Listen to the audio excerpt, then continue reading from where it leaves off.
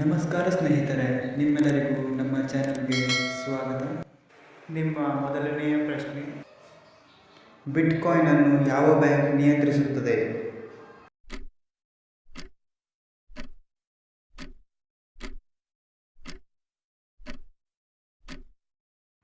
ಸರಿಯಾದ ಉತ್ತರ, ಯಾವುದೇ ಬ್ಯಾಂಕ್ ನಿಯಂತ್ರಿಸುವುದಿಲ್ಲ.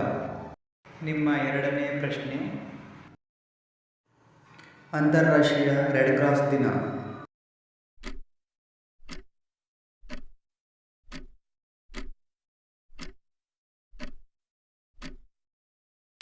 ಸರಿಯಾದ ಉತ್ತರ ಮೇ 8.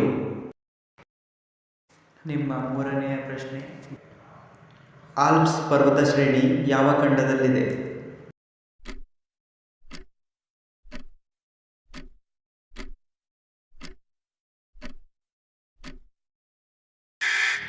ಸರಿಯಾದ ಉತ್ತರ ಯುರೋಪ್. ನಿಮ್ಮ ನಾಲ್ಕನೆಯ ಪ್ರಶ್ನೆ, ಕಿಲಿಮಾಂಜಾರೋ ಪರ್ವತ ಯಾವ ದೇಶದಲ್ಲಿದೆ?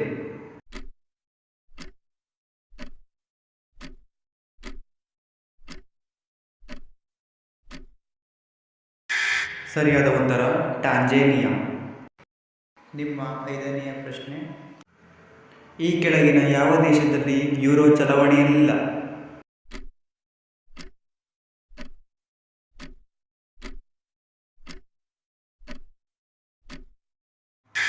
ಸರಿಯಾದ ಉತ್ತರ ಇಂಗ್ಲೆಂಡ್.